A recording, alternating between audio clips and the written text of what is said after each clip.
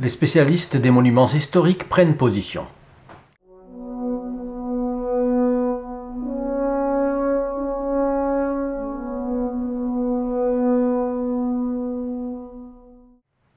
Chers amis, bonjour, je suis Jean Goyard de l'Association française pour la défense de la tradition, de la famille et de la propriété, lancée actuellement dans une grande pétition internationale pour la restauration de Notre-Dame à l'identique.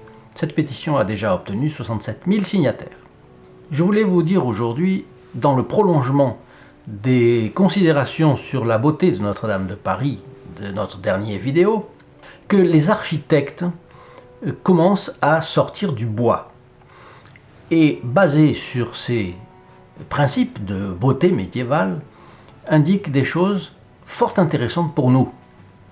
La première, c'est Bruno de Caris, qui est architecte en chef des monuments historiques et qui a participé à un colloque de l'Académie d'architecture. Il disait la chose suivante: il faut redonner à l'édifice l'aspect qu'on lui connaissait et avec les techniques qui le lui ont donné. Notre-Dame n'a aucune raison d'être modifiée. Notre-Dame ne nous appartient plus, nous ne sommes plus libres, a indiqué également Benjamin Mouton, ex-architecte en charge de la cathédrale. Nous devons lui donner son authenticité, faire une restauration à l'identique, et ainsi la France se singularisera par la sagesse, la mesure et la fidélité. C'est intéressant, ce sont deux architectes différents qui ont eu des responsabilités importantes, et on voit qu'ils s'opposent donc à cette précipitation du gouvernement qui n'a pas attendu d'avoir les avis des spécialistes pour se lancer et pour envoyer comme ça sur les ondes télévisuelles, alors que les cendres de la cathédrale fumaient encore, et ont décidé que dans 5 ans tout devait être restauré. Évidemment, ils savaient que ça n'était pas possible avec de la pierre et du bois. Ils font ça parce qu'ils souhaitent utiliser des moyens modernes. Mais ce n'est pas l'avis des spécialistes, ce n'est pas l'avis des architectes des monuments historiques. Il y a 4 architectes qui ont été nommés pour accompagner toute la restauration de Notre-Dame de Paris. Et par exemple, Jean-François Lagneau, et qui dit: la restauration s'arrête là où commence l'hypothèse. Donc, qu'est-ce que c'est? C'est au fond restaurer dans le dernier état significatif connu avant l'incendie. Enfin, vous avez Philippe Villeneuve, architecte en chef des monuments historiques chargé de Notre-Dame. Il a été auditionné par la commission des finances du Sénat. Et Pascal Prunet, qui est l'un des 4 architectes responsables de la restauration, lui s'est prononcé à propos de la charpente. Il disait: les premières discussions qui ont eu lieu avec les ingénieurs montrent que l'usage du bois est probablement la bonne solution. Pour la souplesse, pour la relative légèreté du matériau, on sait aussi, par un certain nombre de contributions récentes, que trouver les bois pour reconstruire la charpente ne sera pas un problème. Tout permet de reconstituer la charpente telle qu'elle était. Voilà, les architectes de plus en plus se prononcent. Et de l'autre côté, on voit que le gouvernement et l'Assemblée nationale, puisque l'Assemblée nationale est à la main du gouvernement, puisque c'est la République en marche qui a le plus de parlementaires, donc prend une position qui est opposée.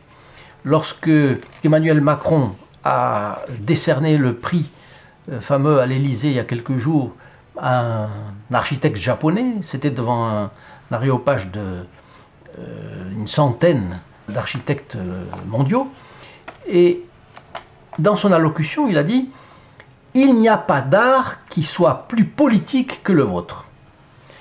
C'est-à-dire que, au fond, c'est une question idéologique. Un art politique, c'est vraiment pas de la politique sur le plan politique partisan, c'est de la politique dans le sens révolution culturelle. C'est une révolution idéologique. Comme nous le disions la dernière fois, introduire une stridence dans l'art qui a présidé à l'érection de la cathédrale Notre-Dame de Paris est non seulement une folie d'art moderne, mais évidemment va contre le bon sens. Et c'est la raison pour laquelle l'opinion publique n'est pas contente avec cela. Je vous donne l'exemple du journal Libération du 27 mai dernier. Il disait « Au Sénat, la loi d'exception passe mal ». Pourquoi la loi passe mal? Parce que l'article 9 de la loi qu'avaient voté les députés quelques jours avant donnait au gouvernement la possibilité de s'affranchir des obligations et des règles de prudence en matière d'environnement, en matière de construction et en matière de conservation du patrimoine. Alors, certains architectes ont dit avec raison que Notre-Dame de Paris étant le grand, le plus beau monument de la chrétienté, déroger aux règles du patrimoine pour Notre-Dame de Paris pulvérise absolument tout le bien fondé de toutes ces règles qui ont été distillées au fil des temps. Qui peut le plus, peut le moins. Si on refuse d'appliquer ces règles à Notre-Dame de Paris, on refusera de les appliquer à tous les autres bâtiments de France. Donc il y a une incohérence profonde dans ce projet de loi, et voilà que, à cause de l'opinion publique, le Sénat a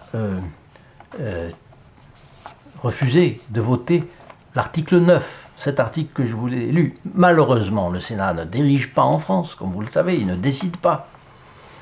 Il peut retarder, c'est ce qu'il a fait, mais la Constitution donne à l'Assemblée nationale le dernier mot.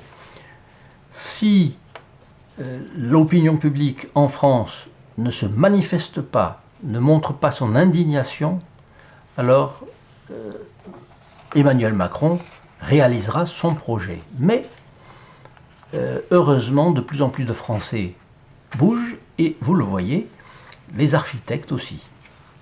Je précise aussi qu'il y a un autre contingent d'architectes qui s'est formalisé, et c'est l'association qui s'est montée dans les jours qui ont suivi l'incendie. C'est une association des scientifiques défenseurs de Notre-Dame. Ils sont 200. Le principe qu'ils ont pris est que pour en faire partie, il faut être bénévole, donc ne pas toucher un centime.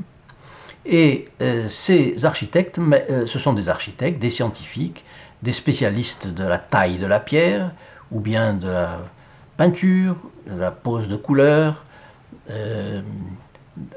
enfin tous les corps de métier sont représentés. Et il y a déjà sur Internet une cinquantaine de fiches qu'ils ont gracieusement mises à disposition des personnes. C'est-à-dire qu'au fond, nous avons là un contingent de scientifiques qui s'ajoutent aux autres architectes et qui ont leur mot à dire beaucoup plus que les politiques. Les politiques qui ont une position idéologique, c'est bon de le rappeler. Je vous demande donc de partager cette vidéo. Vous pouvez cliquer en dessous, vous pouvez cliquer sur j'aime, ça permettra de faire connaître la vidéo beaucoup plus. Vous pouvez la partager avec vos amis, avec vos réseaux sociaux. S'il vous plaît, faites vos efforts faites quelque chose de plus pour Notre-Dame de Paris. Parce que le jour où vous ne l'aurez plus, vous le regretterez amèrement. Donc le site flèche-notre-dame.org, là vous pouvez signer la pétition. Et d'un autre côté, vous pouvez partager. N'hésitez pas, c'est à portée de 2 clics et ça fait beaucoup de bien. Merci.